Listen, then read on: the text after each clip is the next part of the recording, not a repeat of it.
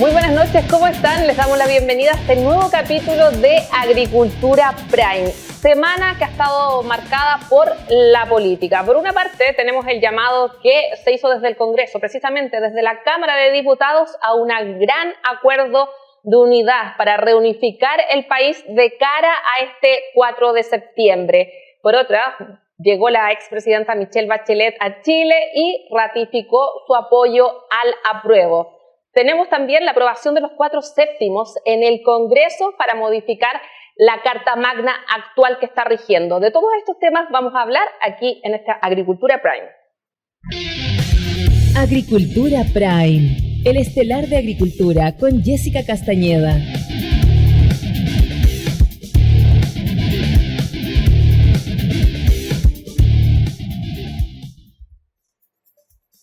Les presento a quienes nos van a estar acompañando durante esta jornada. Tenemos aquí a nuestro lado a Luis Mayol, exintendente de la Araucanía, exministro de Agricultura y también ex convencional constituyente por el distrito 23. ¿Cómo está? Hola Jessica, buenas noches. Muchas gracias por la invitación. Y felicitar una vez más a Agricultura por este emprendimiento, este proyecto. Siempre a la vanguardia de la noticia de Agricultura, me encanta eso, así que los felicito. Yo sé que les va a ir muy bien. Sí, estamos en nueva casa aquí en el estudio. Sí, no, todo muy bien hecho. Y también nos está acompañando José Francisco Lagos, abogado, conductor de Llegó la Hora. ¿Cómo está? Usted ya es panelista estable. Muy bien, Jessica, muchas gracias por la invitación y un gusto compartir con Luis. Partamos analizando un poco lo que ha sido este panorama político. ¿Qué le pareció este acuerdo, este gran acuerdo, este llamado que hizo el presidente de la Cámara de Diputados, Raúl Soto, a reunificar el país de cara al 4 de septiembre, a partir del 5 de septiembre, ya dijo, después del plebiscito? Bueno, a mí me parece bien todas las iniciativas que tiendan a unirnos, pero esos llamados se deben haber hecho hace mucho tiempo y hay muchos que lo hemos estado haciendo hace mucho tiempo. Yo en mi campaña dije siempre que para hacer una constitución, que no es una cosa banal, que es un pacto de convivencia social. Cuando hay países que están con divisiones, las sociedades se ponen de acuerdo para hacer un pacto de convivencia social. Y para hacer eso hay con mucha generosidad, hay que estar dispuesto a llegar a acuerdos, a ceder, a escuchar, ¿no es cierto? A escuchar argumentos. Pero aquello que nosotros pensábamos que iba a ocurrir en la convención, no ocurrió. Hubo un sector muy importante que no quiso salir de la trinchera ideológica. Y eso nos impidió llegar a un pacto social de convivencia. Salimos de la convención mucho más divididos de lo que entramos. Entonces, cualquier llamado es bueno, pero en este momento yo lo encuentro un poco extemporáneo. Es difícil. Yo que estuve adentro durante un año de la convención, no veo cómo nos podemos llegar a un acuerdo, además en tan corto tiempo, aunque lo hagamos después del resultado. Difícil. José Francisco, ¿escuchaste las palabras del presidente de la Cámara? La escuché y yo creo que son valorables en dos sentidos. Uno, respecto a qué representa el diputado Raúl Soto como presidente de la Cámara, en el sentido que obviamente tiene un valor especial si lo dice él, proveniente de la centroizquierda, sobre todo la relación que ha tenido ese sector con el gobierno y la división que hay dentro de esas mismas filas a propósito del plebiscito constitucional, no solamente en cuanto han anunciado el voto, sino en cuanto a los contenidos, graves diferencias que incluso miembros del gobierno o partidos del gobierno han dicho públicamente. Y respecto al fondo, a mí me parece que es un llamado necesario. Ojalá ese haya sido el espíritu desde el principio, ¿verdad? Y tiene sentido el mensaje porque hoy día precisamente es de lo que carece el país, de un gran acuerdo que privilegie no solamente las posturas particulares, sino que tenga intención de proyectar la institucionalidad por los próximos años. Y yo creo que mientras no despejemos esa variable, la verdad es que va a ser bien difícil ponernos de acuerdo en otras cuestiones que tienen quizás mucho más impacto concreto en la vida de las personas, pero que no pueden avanzar porque todavía no estamos de acuerdo cuál es el destino común que queremos compartir. Y en ese sentido, sector importante de la centroizquierda ya están haciendo llamados y me parece valorable, especialmente en estos días. Ya, pero ¿por qué se hace? A mí me da la impresión como periodista, yo lo veo desde afuera, que se hace tarde. O sea, sí, hace rato no estábamos dando cuenta cómo estaba el clima político aquí en el país. Bueno, es cosa de ver nomás la encuesta, o sea, hay un 11% que estaba dispuesto a aprobar el texto que salió de la convención después de un año de trabajo. Y hay un paréntesis. Eso me llama la atención que el presidente Boric llame a repetir la convención después del triste resultado que tuvo. Y tú ves que el resto de la ciudadanía, unos están por aprobar para reformar y otros rechazar para reformar. O sea, más del 80%. Y hay unos que están por dejar la constitución actual. O sea, el 90 o casi el 90% de la gente está en contra del texto que se aprobó. Entonces, aquí hay que hacer un trabajo, como dice José Francisco, muy, muy intenso, que yo creo que va a tener que ser después del 4 de abril, para buscar un consenso. Si una constitución es consenso. Oye, perdón que me alargue, pero en España, por ejemplo, después del gobierno de Franco, la dictadura, fueron capaces los partidos políticos, desde los comunistas, digamos, hasta los más derechistas, las comunidades, de llegar a un consenso en un texto que fue aprobado por un 91%. Y después Alemania, después de la guerra, lo mismo. Entonces, una constitución, si nosotros queremos que perdure y que realmente construya la armonía para que podamos seguir viviendo en próximas generaciones, tiene que haber consenso, pero eso no se hace así a matacaballo de un momento a otro, después de la experiencia que tuvimos además. Usted ha estado al interior del gobierno, fue ministro, secretario de Estado. Lo que está haciendo hoy el presidente Boric, ¿es intervencionismo a su juicio? Absolutamente. Es jefe de campaña. Entonces, es cosa de ver los discursos, lo que dice, qué sé yo. Hoy día en la mañana hizo también una especie de cadena nacional, hay un punto de prensa. Absolutamente. Y está llamando abiertamente a sus partidarios, el Cerro Castillo y todo, a trabajar por el apruebo. Y están los ministros, están los alcaldes. No corresponde.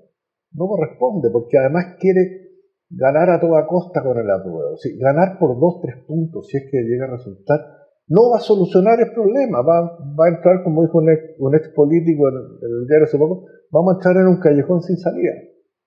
Imagínate que hay 55 artículos que tienen que ser aprobados, diseñados o implementados por el Parlamento de una Constitución, y que son artículos complicados, son de peso. El tema de la educación municipalizada, llevamos 11 años en el Parlamento y todavía no lo tenemos, o el sistema de pensiones. Imagínate esto otro. Entonces, vamos a llevarnos en esta discusión cuánto tiempo y no la vamos a resolver en 3 años.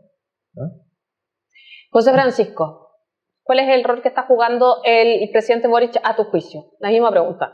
A mi juicio se pone a la cabeza de la campaña del apruebo y a mí me parece que comete un error fundamental al hacerlo. Uno, porque dobla o ya a esta altura triplica la apuesta que hicieron en un inicio. Porque en un inicio era todo muy, muy polite hasta que llegaron a cambiar las encuestas. Le apostó mucho para el discurso del 1 de junio.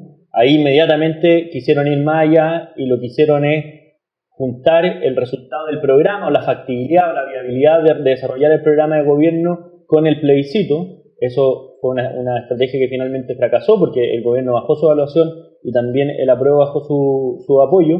Y ahora, después intentaron apostar a las medidas económicas, que es lo que le exigían los propios parlamentarios de la coalición de gobierno, y finalmente vemos que está apostando ya después a lo que pase después del 4 de septiembre, obviando la discusión fundamental que nos convoca en el plebiscito, que es el texto que está presentado por la Convención Constitucional.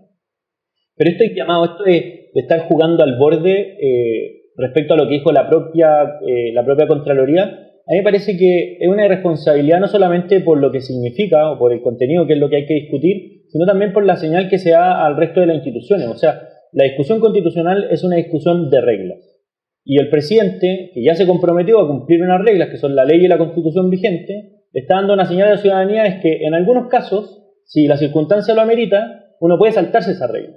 Entonces, pues, ¿cómo le vamos a exigir a la ciudadanía que cumpla las reglas, que es precisamente lo que discutimos hace durante un año, si es que las propias autoridades llamadas a cumplirlas se las bypasean porque no les conviene políticamente? Entonces, cuando el presidente decide entrar en esa cancha, finalmente termina con su rol de jefe de Estado, incluso termina con su rol de jefe de gobierno, porque obviamente es muy difícil hacer las dos cosas a la vez, y se pierden las prioridades que hoy día sí requieren de la acción del gobierno. Y estos retrocesos, estos llamados y después arrepentimiento a distintas políticas públicas también apuntan a que no hay concentración en la función propia que tiene hoy día el gobierno y que nadie más que el gobierno puede hacer que es gobernar el país. Y esto a veces suena un poco excesivamente jurídico, un poco técnico, pero las reglas están precisamente para que cualquier persona en ese cargo, en esa posición determinada, tenga la obligación de cumplirla. Y no solamente apelar a la buena voluntad de las autoridades de turno. A mí me parece que tanto el presidente, sus ministros y también los alcaldes apelan como casi que un voto de confianza a la ciudadanía, que ellos no van a utilizar estos recursos públicos o no van a utilizar su tiempo, que están contratados para precisamente hacer su trabajo, en hacer campaña. Y nos dicen, mira, no, si nosotros no vamos a influir en la decisión de las personas desde el comando de la prueba.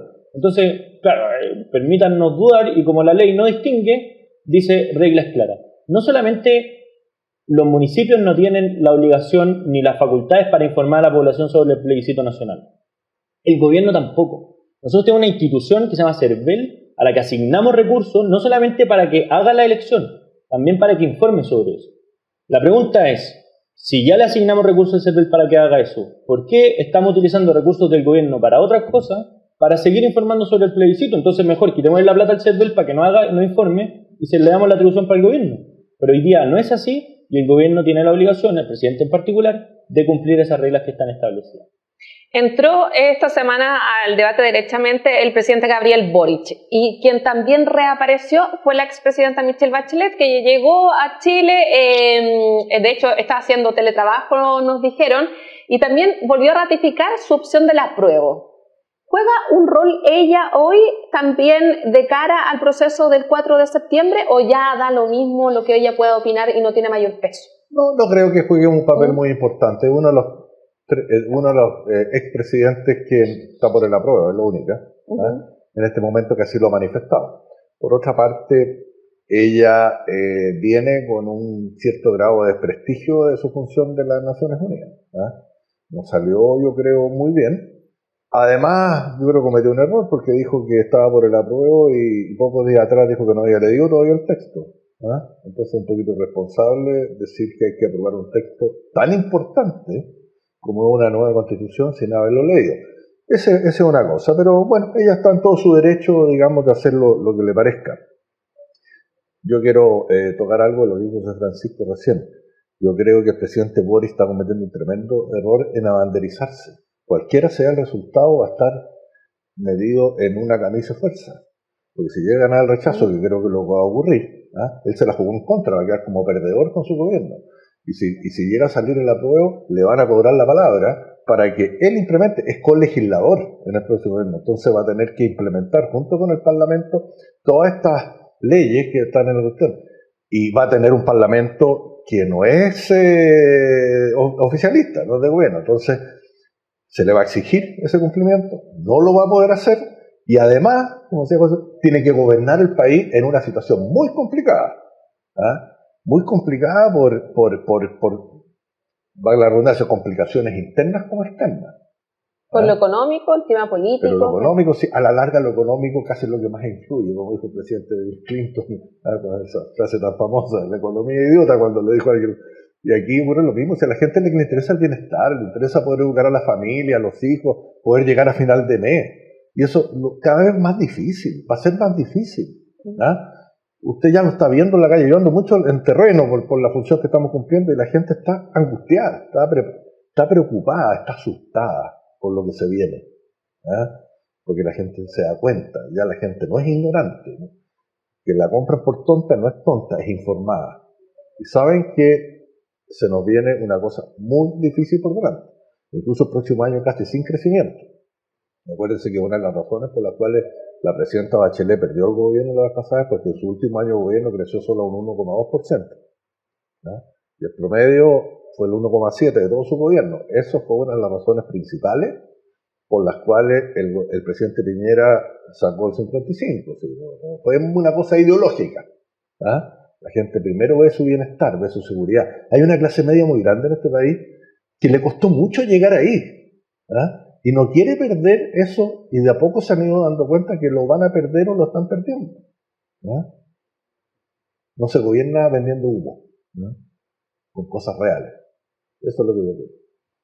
Yo les quiero preguntar un poco también por el rol de José Antonio Kast. Esta semana reapareció en la Contraloría. Hay algunos que dicen mejor que se mantenga lo más al margen posible. ¿Cómo evalúan esa reaparición?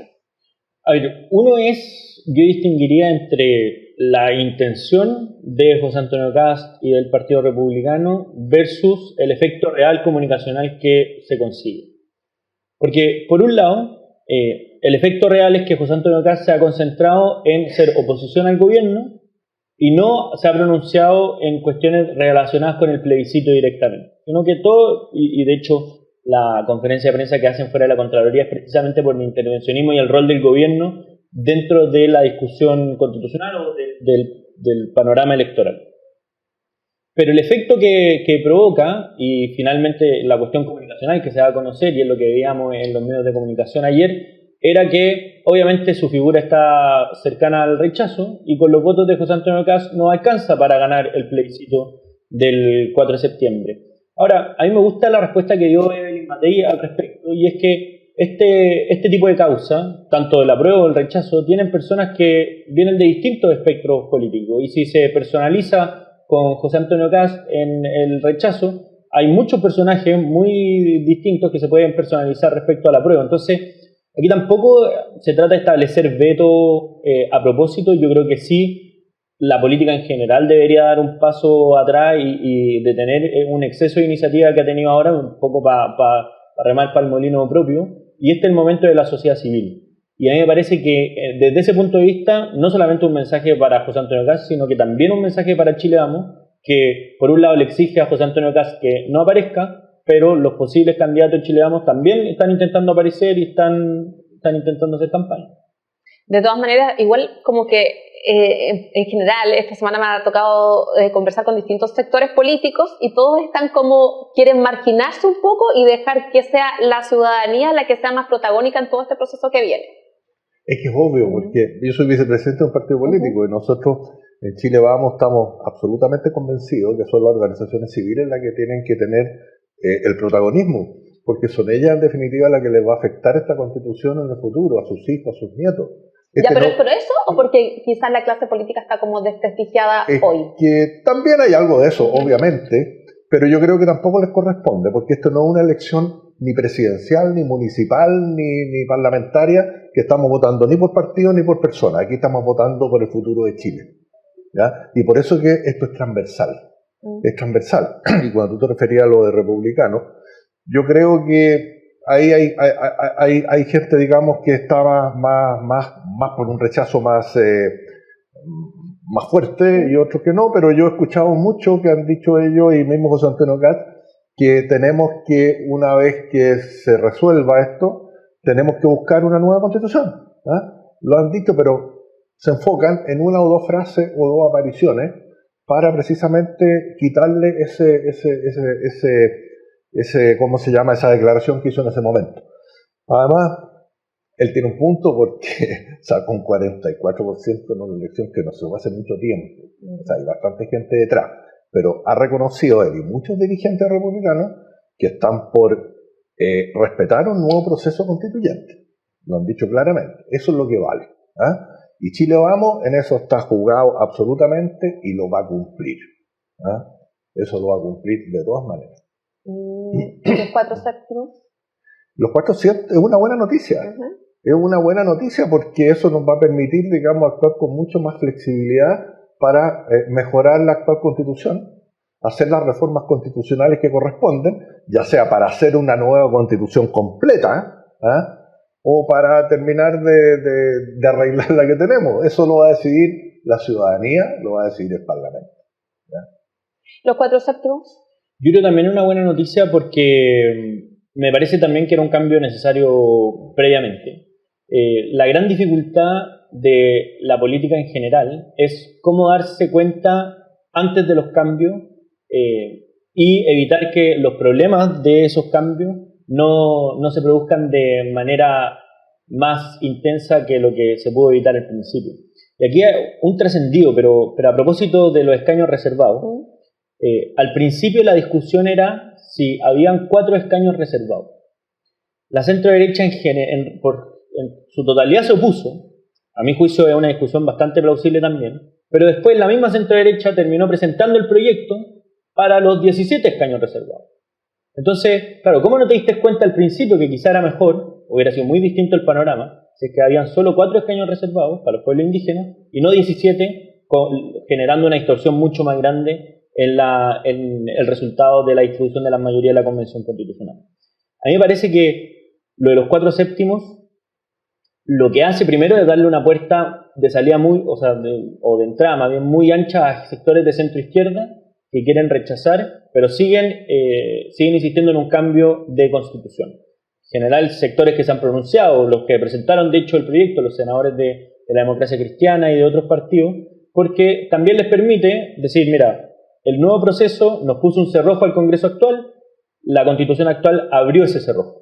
Y una vez que está abierto ese cerrojo, si en caso de ganar el rechazo, hay muchas más alternativas y es mucho más factible que se pueda reformar la Constitución actual en caso de ganar el rechazo, en vez de que se pueda modificar la nueva en caso de ganar la prueba.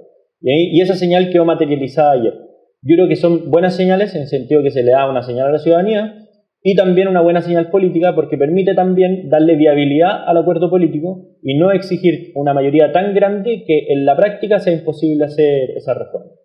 De todas maneras, igual hay algunos que dudan, dice, la derecha durante 30 años no quiso hacer cambios y ahora ¿cómo nos aseguran que se va a reformar o van a estar sus votos? Bueno, nosotros hicimos una declaración pública que la vamos a honrar y la vamos a cumplir. No fue una cosa baladí, qué sé yo, no. Fue una cosa bien pensada y con un compromiso ante el país de cumplir. Yo por lo menos como vicepresidente de un partido importante me comprometí y lo señalo aquí ante las cámaras, que eso se va a cumplir. Eso es obligatorio y es mandatorio. Ahora, ¿cómo lo vamos a hacer? Lo vamos a definir en conjunto en su momento. ¿Acaso será, ¿no es cierto?, una comisión de expertos? ¿Acaso será el Parlamento? Ese método nos vamos a poner de acuerdo. Eso no va a haber problema. Siempre sí va a tener que ser refrendado por la ciudadanía en un plebiscito. Eso es lo que yo pienso que de todas maneras. Ahora, ¿cuál es mi posición respecto a eso? Yo creo que deberíamos pensar en una nueva constitución en que esté lo mejor de la constitución del 2005, que es una constitución que tiene muchos aspectos que están en los países, digamos, más desarrollados y más democráticos, mucho. Lo mejor de la constitución que presentó la presidenta Bachelet, que tenía cosas muy buenas, y algunas cosas buenas que están saliendo de esta constitución, si no son todas malas. Sobre todo todas las iniciativas populares de ley que tuvieron mucho apoyo y que no fueron consideradas la mayoría de ellas en las comisiones y en la comisión, hay cosas buenas. Entonces, eso nos puede permitir que el consenso sea amplio. ¿Y cómo se define qué es lo mejor de cada una? Bueno, el comité de expertos lo definirá porque es una cosa técnica. Y después el Parlamento tendrá que también hacer una discusión de cara a la ciudadanía abierta técnica. Y después tendrá que hacer la ciudadanía en un plebiscito y que diga, sí, esto es lo que queremos para los próximos 50 años. Es la forma de resolverlo. Y eso nos va a solucionar otra serie de problemas más. Porque recién lo conversábamos con otros periodistas de la radio. El panorama que se nos viene después del 4 de septiembre, en el caso que eventualmente llegaran el apruebo, es muy complicado. Como dijimos recién, un callejón, en lo económico también se va a parar la inversión. Y esto no es campaña del terror, porque yo también tengo una relación con el mundo de los gremios. Están muy aterrados y en este momento no están haciendo las inversiones que corresponden. El mundo agrícola, ya que estamos en la radio de agricultura, tiene paradas sus inversiones esperando lo que pasa. ¿Quién te va a plantar un huerto que va a producir en 4 o 5 años más si no tienes certeza jurídica sobre el derecho de aprovechamiento de agua? Eso es impensable. ¿Quién lo va a hacer? Cuando tú un proyecto para financiar lo que son grandes inversiones, $50,000 puesto una hectárea hacer eso, tienes que ir al banco y el banco te va a tomar una garantía si no tienes el agua como un derecho real inscrito. No. Entonces, pensemos eso. Así que es que se hicieron cosas muy, muy al lote. No se pensó que la mitad de los derechos de agua, son 340.000 los propietarios de derechos de aprovechamiento de agua. Porque aquí hay otra cosa que usted que es abogado sabe, cuando dicen que el agua es inapropiable. Pues si ha sido siempre inapropiable, el artículo 595 del Código Civil dice que el agua es un bien nacional de uso público, y eso está desde 1857. Lo que tú te apropias del derecho de aprovechamiento de agua. Y que te lo da la autoridad cuando comprueba que existe el derecho y el fin que los va a utilizar. Entonces, son 340.000, dice el ex director de la Bachelet, de la presidenta Bachelet de agua, yo creo que son 240.000 los propietarios, de los cuales el 70% tienen menos de 10 hectáreas. Y gran parte de esos derechos están hipotecados en los bancos. Y van a, por el solo ministerio de aprobarse la Constitución, van a dejar de ser derechos reales. ¿Qué va a pasar ahí? Ahora, hay empresas, sociedades anónimas abiertas, que hay mucha gente que tiene puestos sus ahorros. Las AFP las tienen en que parte importante de sus activos son los derechos de agua. Aguas Andinas, por ejemplo. Aguas Andinas tiene una cantidad de inversionistas AFP, como te digo, que en el momento que dejen de ser derechos reales y sean una mera concesión administrativa o un derecho administrativo, tienen que desactivarlo, sacarlo del activo. Lo cual significa que el valor libre de esas acciones se van a ir al suelo. Y esa gente que tiene puesta su plata, en él, lo mismo. Eso no lo pensaron nunca. ¿Ah? Y eso se va a tener que discutir en el Parlamento cuando venga, es una de las cosas. Y eso no va a ser una discusión fácil ni corta. ¿Ah? Las cosas no se piensan. Perdón que me alargue en esto. Son 240.000 los kilómetros de canales por los cuales se distribuye el agua para 1.100.000 hectáreas que se riegan. Y esos canales son todos de las asociaciones de canalistas, son privados, hechos por los privados y administrados y mantenidos por los privados. ¿Ah? Desde 1818, cuando se hizo el canal San Carlos, que fue la primera vez que se le otorgó certeza jurídica a los derechos de aprovechamiento de agua, que fue Bernardo Higgins, que dictó un decreto supremo, garantizando eso para que pudieran hacer el canal San Carlos los agricultores del Mapocho. Y de ahí siempre fue, con carácter de dominio, hasta la ley de reforma agraria. Y bueno, vimos las consecuencias de lo que ocurrió. Que el presidente Allende en agosto del año 83 dijo que nos quedaba trigo para 3 días y no exportábamos un solo dólar. Certeza jurídica de la propiedad y del agua, y hoy día exportamos 18.000 millones de dólares y le damos trabajo a 2 millones de personas. Esas son las certezas jurídicas que se pierden con esto. Entonces, la gente tiene que darse cuenta en lo que nos vamos a meter. ¿Estás de acuerdo, José Francisco? Yo, a ver, en economía, las personas reaccionan por expectativas y por certezas. Y no hay nada peor que la incertidumbre. Y la gracia del Estado de Derecho es que deje ciertas cosas de forma certera para que cualquiera que quiera hacer un proyecto, independientemente si la regla es buena o es mala, lo peor es no tener regla en absoluto. Y muchas veces lo que decidió hacer la Convención Constitucional es jugar un poco con la indeterminación en ciertas materias, y en otras también jugó con la determinación, por ejemplo los derechos de aguas, que las normas transitorias, inmediatamente que sea aprobada la nueva Constitución, pasan estos derechos reales de aprovechamiento de agua a hacer estas concesiones administrativas. ¿Sabes? Expropiación administrativa. Eso quedó en las normas transitorias. De hecho, al día siguiente que se apruebe, pasa inmediatamente a hacer estas concesiones administrativas. Y por otro lado, hay muchas cosas que dejó a la deriva, oradó muchos principios que en el mundo no hemos puesto de acuerdo que otorgan certeza económica, el derecho de propiedad, especialmente relacionado a lo que pasó con la expropiación. Es decir, todos estos contenidos que si vamos sumando, a cada una de las personas puede interesarse en el tema que más le preocupa y ver cómo la nueva Constitución lo aborda. Y ahí se va a dar cuenta que más que avanzar en todos los temas, simplemente cuando se busca avanzar, se queda en la indeterminación, y cuando se busca retroceder se queda en la certidumbre. Y esa certidumbre del retroceso es que muchas veces cosas que ya estaban reguladas, es decir, que ya son derechos adquiridos, se horadan y quedan sujetos o a una nueva legislación o simplemente a la categoría al carácter de inconstitucionalidad. Y hay una cuestión respecto a los derechos humanos bien fundamental. El derecho a propiedad, por ejemplo, es un derecho humano.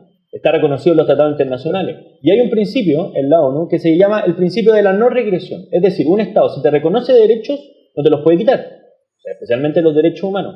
Bueno, hay que analizar cada una de esas materias si es que hay un retroceso efectivo. Porque si hay un retroceso efectivo, esto puede dar pie a un montón de demandas internacionales, desde los mismos chilenos, no de gente de afuera, no necesariamente de gente de afuera, pero donde hay un retroceso importante en materias fundamentales. Y a mí me parece que esa puerta se ha hablado muy poco, pero que tiene un interés especial. El Pacto de San José de Costa Rica garantiza el derecho de propiedad. Bueno, yendo a eso mismo, las concesiones mineras pasan a ser un derecho administrativo. Antes eran un derecho real administrativo. Es decir, tú lo podías dar en garantía y todas las cosas. Eso deja de serlo. ¿Cuántas inversiones extranjeras tenemos en la minería los pequeños mineros, que no se midieron las consecuencias de lo que esto podía acarrear en los terrenos, en las autonomías territoriales indígenas, en que esos territorios indígenas van a tener preferencia para readquirir la propiedad de esos suelos. ¿Cuánta gente hay ahí?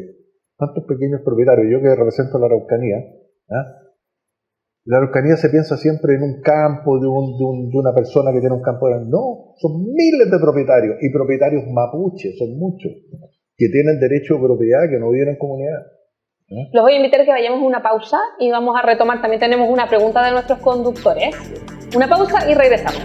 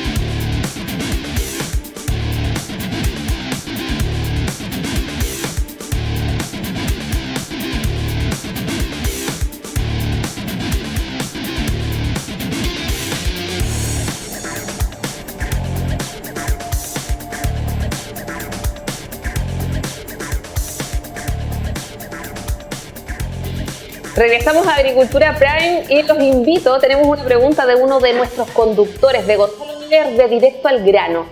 ¿Qué les preguntó? Aquí está la consulta. A Luis Mayor y a José Francisco, dos grandes amigos, les quería preguntar, el día viernes irrumpe en la campaña del apruebo, el presidente Gabriel Boric juega, se camisetea, plantea un escenario, ¿qué pasa si gana el rechazo?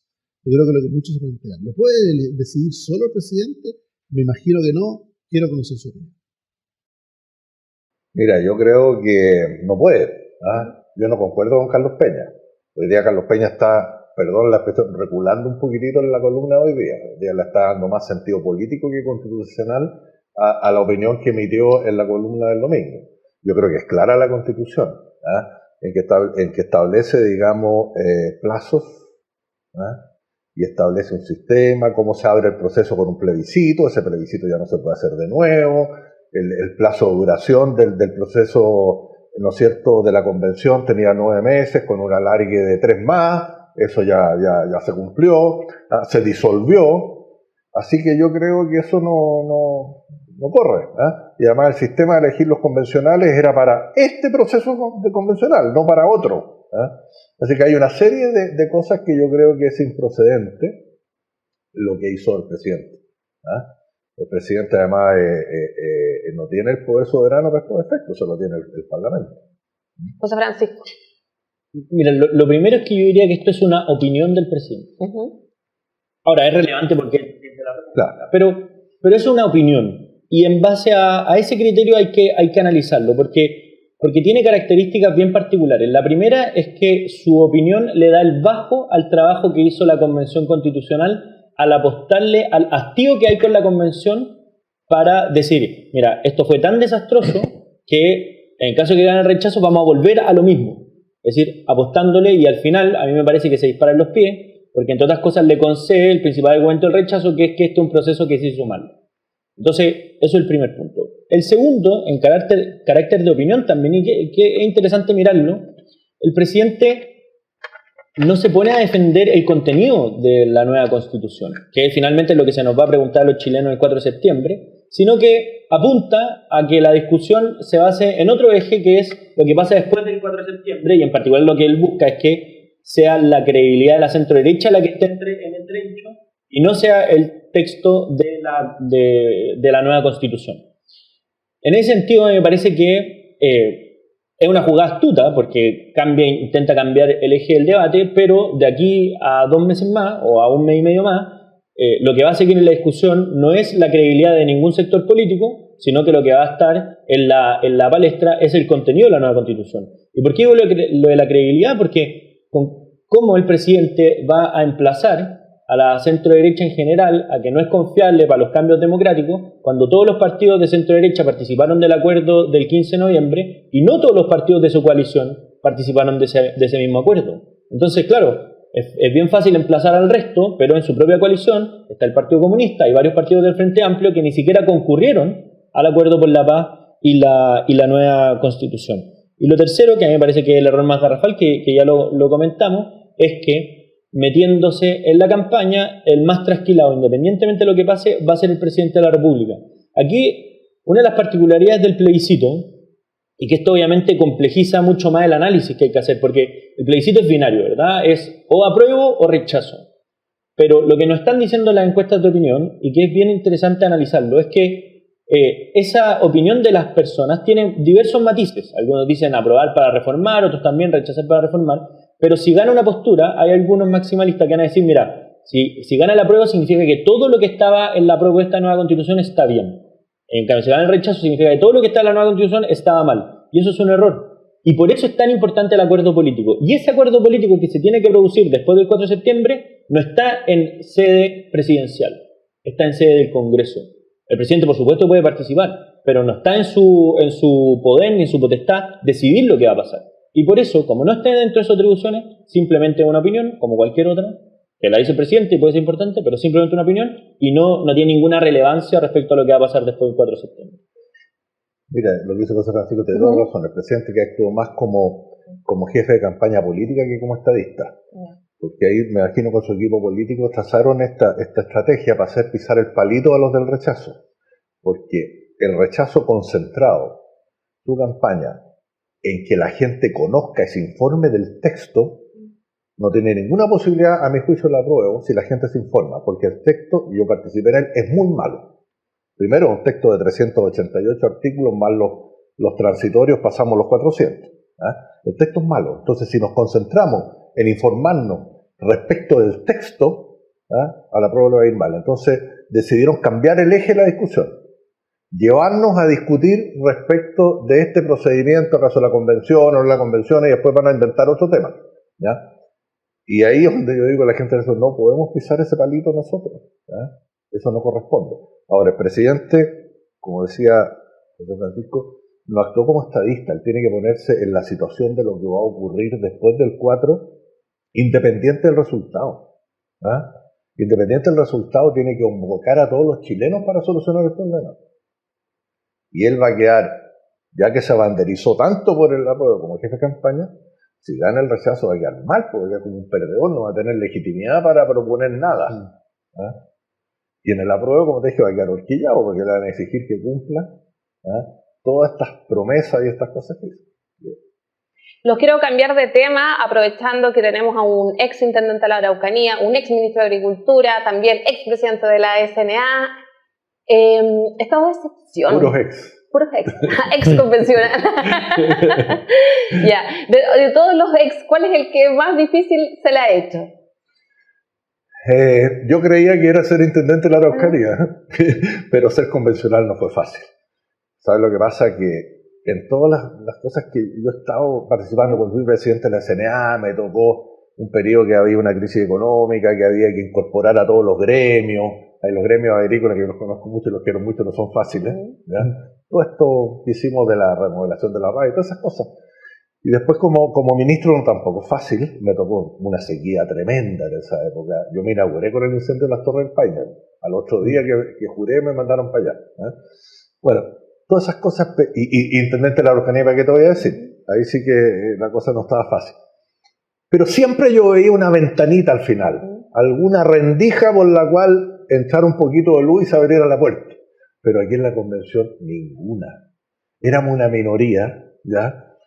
Que hacíamos todo el esfuerzo, teníamos buenos asesores, nos mateábamos, presentábamos indicaciones buenas, pero veíamos al frente una muralla que nos decía, esto viene de Chile Vamos, rechazado. Pero léanla, le decíamos, por ningún motivo, viene de Chile Vamos, rechazado. Nos pasaron la planadora, no pudimos aprobar nada. Mira, yo calculé que yo voté 4.600 veces entre las comisiones y el premio. Creo no haber ganado nunca una votación. Nunca. Entonces, es una impotencia, porque además tú sabes que se está jugando el futuro del país. Entonces, ¿cómo pueden aprobar esa barbaridad cuando tú presentas iniciativas como que apoyado por el 90% de la ciudadanía en la encuesta, como que los fondos de pensión sean de propiedad de los imponentes y puedan ser heredables? ¡Pum! Te lo rechazan por venir al lado tuyo. La doble justicia, la justicia indígena, todo, el derecho a opción, la igualdad ante la ley, que tú le dices que es tan obvio. No, rechazado porque no. Ahí, perdón que me meta, usted que me hablaste de la Araucanía. Yo recorrí la Araucanía. Si son los propios, las propias comunidades las que más te dicen, oye, ¿cómo vamos a someternos a la justicia que no está escrita? Un importante lonco, que no voy a dar el nombre, pero es importante, me decían, oiga, Luis, a mí nadie me puede obligar a resolver un problema de violencia intrafamiliar, un problema penal. Yo no me meto en eso por ningún motivo. Lonco, le dije, usted está obligado ahora, pues si es indígena el que cometió el delito, usted lo tiene que juzgar. Y vamos a tener doble sanción. O sea, si un homicidio lo comete un indígena, va a tener una pena distinta al si lo comete una persona que no es indígena y que es juzgada por la justicia nacional. Ese tipo de aberraciones la gente tiene que conocerlas. Pero no se supone que lo penal lo vería de todas maneras. No, pues si nosotros propusimos, incluso ahí algunos de izquierda, propusimos que los temas penales, ya que estaba aprobado esto, quedaran afuera, quedaran excluidos, que los vieron, fue rechazado. Nosotros también propusimos el derecho a opción, o sea, si una persona indígena pudiera optar, fue rechazado. Tampoco quedó claro si un delito participa un indígena y una persona que no es del pueblo indígena. ¿Quién lo va a resolver? Tampoco quedó claro, no se sabe. Entonces, ese tipo de cosas están en ese texto, que se va a votar el 4 de diciembre. Ya, ahora lo quiero llevar al tema estado de excepción. Lo están pidiendo ahora en los lagos, en los ríos, no solamente en la macrozona sur, y el gobierno descartó por el momento. De hecho, hace pocos minutos habló Monsalve, el subsecretario del Interior, y dijo, no, los ríos por el momento todavía no. Bueno, yo creo que están cometiendo un tremendo error, porque ha demostrado que el estado de emergencia, que es uno de los 4 estados de excepción que establece la Constitución, que fue eliminado en la Constitución, o sea, después del 4 de septiembre, ese no se va a poder aplicar nunca más. Bueno, se está aplicando en forma light y está comprobado de que ha sido eficiente y efectivo, a pesar que la ministra de Desarrollo Social la otra vez dijo que habían aumentado los delitos y se tuvo que desdecir al otro día, como ha ocurrido con 20 cosas que las dicen un día y las tienen que desmentir al otro. Lo mismo es eficiente. Y yo que estoy en la Araucanía, eso por lo menos me da seguridad de poder circular por ciertas carreteras después de las 6 de la tarde. Si no se les olvida que ahí se vive con una tremenda inseguridad. Una región que es de una riqueza y de un potencial tremendo que no se puede desarrollar y sigue siendo la más pobre nada más que por este problema no resuelto. Yo el otro día estaba entrevistando al gerente de la Asociación de Contratistas Forestales y él nos decía, claro, lo que se resguarda en la macrozona sur, en la parte de la 8ª región y en la 9ª región, ahora se va trasladando y nos estamos enfrentando con muchos hechos de violencia en la región de los ríos. Está rebalsando a la Araucanía y se está trasladando a la región del lago. José Francisco, ¿hay que prolongarlo esas regiones también? A mí me parece que hay que prolongarlo en la medida que se necesite y hoy día hay claras señales de que esto se requiere. O sea, no estoy proponiendo un estado de emergencia en Santiago, para ser claro, pero hace 2 semanas, a propósito de un aniversario de la muerte de Pablo Marchand, de la CAM, hubo un atentado en Santiago, en Las Condes. Y claro, ahí se necesita investigar, atacaron Besalco, que hay un problema ahí en la región de la Araucanía. Claro, y si los delitos se están trasladando hacia la región de los ríos, bueno, hay que aplicar todas las herramientas que entrega la ley. Eso es lo importante. Lo importante aquí ni siquiera es el estado de excepción. Si es que el Estado pudiera garantizar la seguridad sin estado de excepción, evidentemente no sería necesario. El problema es que en condiciones normales el Estado no lo puede hacer. Y por eso, decretar o no un estado de excepción apunta a cumplir el deber más básico, o uno de los más básicos que tiene el Estado, que es garantizar la seguridad pública. O sea, claro, hoy día hay muchas cosas que se están discutiendo como una segunda derivada. Es decir, cómo nosotros hacemos para tener un país del siglo XXI, un país moderno que avance. Pero si ni siquiera el Estado, que es el único que puede garantizar la seguridad pública para todos, puede hacer eso, evidentemente no tiene ninguna otra herramienta para abordar los problemas que vienen hacia el futuro. Entonces, nosotros tenemos un proyecto ahora de nueva Constitución que le da muchas atribuciones al Estado. ¿A qué Estado le está dando más atribución? ¿Al mismo que es incapaz de garantizar la seguridad ciudadana? ¿Ese es el estándar con que va a cumplir el resto de las misiones o las funciones que le está dando la nueva Constitución? Entonces, finalmente estamos en un círculo vicioso porque el presidente y el gobierno no se hacen cargo para que no tenga un problema electoral. Por eso no va a la Araucanía y por eso el emplazamiento que le hace el presidente de la Cámara de Diputados también, invitando al presidente a que vaya a la Araucanía, precisamente porque hoy día está primando lo electoral por sobre la gobernanza, por sobre el gobierno.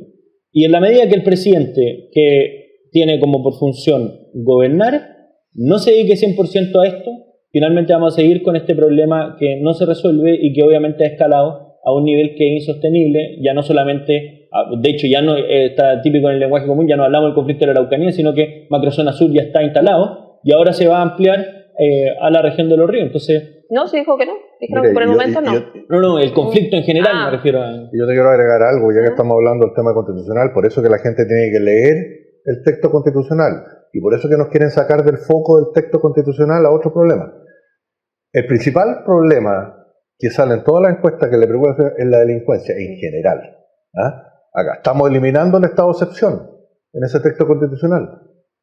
Estamos quitándole el carácter de militar a la formación de carabineros y las policías.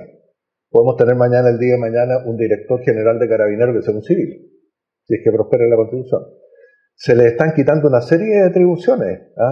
Legítima defensa, por ejemplo, no lo pudimos meter en la Constitución, nosotros lo presentamos a carabinero cuando es atacado y todo eso, no tiene esa facultad, no va a tener esa facultad. Y hay una serie de ¿cómo se llama?, de disposiciones de la Constitución, porque la izquierda le tiene terror a que se dicten normas tendientes a poner más mano dura respecto a la delincuencia. Eso es verdad. Los presos en general, van a poder votar, aunque estén condenados por delitos que merezcan pena aflictiva. Va a poder votar un narco, por ejemplo. No solamente votar, sino que puede ser candidato. Eso es un tema que ha estado en discusión también estos días por distintos sectores que lo han abordado. De hecho, salió hablando Fernando Atrio también de algunos errores que quedaron al respecto. Yo creo que Fernando Atrio debería poner una de esos locales de cosmética, porque se ha dedicado a aplicarle maquillaje a los artículos que él mismo dispuso, y como ve que la ciudadanía lo rechaza, lo empiezan a acomodar, o leen la mitad del artículo y el otro no lo leen. Entonces hay que tener mucho cuidado, hay que informarse. Sí, y ahí también entender para lo que sirve la Constitución, porque es verdad que hoy día hay una norma en el Código Penal que no impediría a las personas condenadas por pena aflictiva tener los derechos políticos. Pero el Código Penal es una ley, se puede modificar por quórum simple. La Constitución está por sobre las leyes. Hoy día la gracia que tiene la Constitución actual es que ese problema lo elimina, porque dice, aquí hay una protección constitucional para evitar precisamente este tipo de cosas y que las mayorías circunstanciales puedan modificar cosas tan relevantes como que un narcotraficante pueda ser candidato. Pero hoy día no vamos a tener esa seguridad. Y si mañana el Congreso cambia el Código Penal, como lo ha hecho muchas veces, y permite que los narcotraficantes sean candidatos, el Tribunal Constitucional, y no va a existir ningún requisito, ni la Corte Constitucional, puede impedir que eso sea real. Y esa es la gracia de las constituciones, y las constituciones no hacen política pública. El problema es que pretendimos que esta lo hiciera. No hacen política pública en general, lo que hacen es fijan reglas generales. Y hoy día tenemos menos herramientas para protegernos de lo que pueda pasar contingentemente con la política. Buenas tardes. Se crearon, no sé, 30 y tantas órganos nuevos, entre ellos defensorías de la naturaleza, defensorías de esto, la Defensoría Penal Pública, pero se presentó la Defensoría en las víctimas y fue rechazado. O sea, las víctimas no tienen derecho, los que no pueden pagar un abogado, no tienen derecho a tener alguien que los defienda y los represente para que le haga valer sus derechos. Pero sí el delincuente. Hay un punto bien interesante a propósito de la discusión constitucional en general, que para entender bien lo que está diciendo la Constitución no basta leerla. Porque esto no es una novela, no es que hay que leerla de corrido para entenderla, no. Hay que ver lo que dice, pero también ver lo que no dice y las cosas que se rechazaron en la discusión. Y por eso los tribunales también interpretan la historia de la ley y acuden a la historia de la ley para entender las normas, porque esa es la gracia, que las normas pueden decir una cosa, idealmente es que las normas sean claras en su tenor literal, pero si no lo son, vamos a la interpretación. Y una regla de interpretación es, bueno, ¿qué se dijo cuando se aprobó esta norma?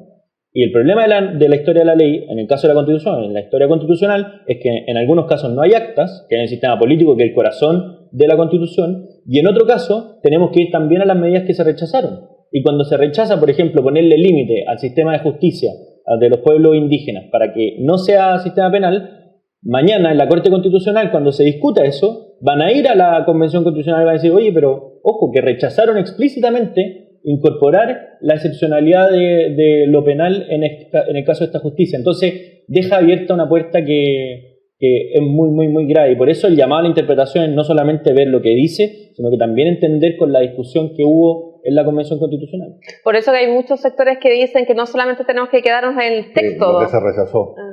Cuando se rechazó también la propiedad privada sobre los fondos de pensiones, la heredabilidad, la libertad de enseñanza, la posibilidad de que cualquiera pueda emprender un establecimiento educacional con plena libertad, eso se rechazó. ¿Ya? Después, cuando se rechaza, por ejemplo, ellos dicen que no están prohibiendo la salud privada. Sí, pero rechazaron el artículo que nosotros pedíamos expresamente, que se admitiera que podía haber también estos organismos privados de salud, digamos, con los fondos que íbamos a pagar todos, con la cotización de salud. También se rechazó. ¿Ya? Se nos está yendo ya el tiempo, así que les voy a dejar 2 minutos a cada uno para que puedan agregar algún tema o poner sobre la mesa alguna discusión que les interese y que no hemos abordado acá. Luis Mayor. No, yo solamente llamar a la gente a informarse. Infórmense bien, hay que leer la letra chica, la letra grande. Es una constitución muy extensa, ¿ya? Muy extensa. Dicen que hoy día no es la más extensa del mundo, porque se acortaron los artículos, pero en el fondo se comprimieron, porque sigue siendo la constitución que tiene la mayor cantidad de palabras en el mundo. Entonces hay que darse el tiempo de leerla, porque esto nos va a afectar la vida para nuestros hijos y nuestros nietos. Una constitución no es broma, es una cosa muy seria. Aquí está todo el sistema político, que se está cambiando completamente. Estamos quedando sin Senado. Usted ve que en Perú hoy día hay una reforma constitucional que se está presentando para volver a instalar el Senado, porque es ingobernable el país. Tenemos 9 ministros del Interior en un año, no sé cuántos presidentes en 5. Entonces, la gente la llamo a informarse con mucha responsabilidad. Aquí está el futuro de Chile. No estamos eligiendo una persona que la podemos cambiar en 4 años más. No, estamos eligiendo un texto constitucional que es la viga maestra de nuestro futuro nacional. José Francisco. Yo haría un llamado a propósito de lo que ha salido los últimos días en redes sociales, que está de moda esto de los fact-checking, de ver si una noticia es falsa, una noticia es verdadera, porque la Convención Constitucional a propósito dejó muchas cosas indeterminadas. Y cuando uno deja cosas indeterminadas, significa que está sujeto a la interpretación. Y en base a lo que establece la propuesta de nueva Constitución, hay muchas cosas que cada uno puede tener interpretaciones distintas. De hecho, hoy día, de la Constitución actual o de las leyes actuales también existen interpretaciones distintas, y por eso es la gracia que existan los tribunales o de justicia, o el Tribunal Constitucional, o la Corte Constitucional en el caso del nuevo proyecto de Constitución. Y ojo cuando se acusa de noticias falsas, interpretaciones que no nos gustan, porque eso sale del plano político, porque cuando yo te acuso a ti de mentir, en vez de simplemente pensar diferente, que es una discrepancia política, si yo te acuso de mentir, eso es una discrepancia moral, y yo te descalifico del debate. Y hay muchas plataformas que hacen estos fact-checking que acusan de mentir a quienes no comparten la interpretación que ellos mismos tienen, y finalmente terminan siendo un actor político más que está opinando y no simplemente alguien que da garantía de la veracidad en el debate público. Así que ojo con esas plataformas también, que pueden tener intereses, pueden tener opinión, y lo razonable es que den a conocer su opinión y que no acusen de andar mintiendo a todos los que no piensan como uno.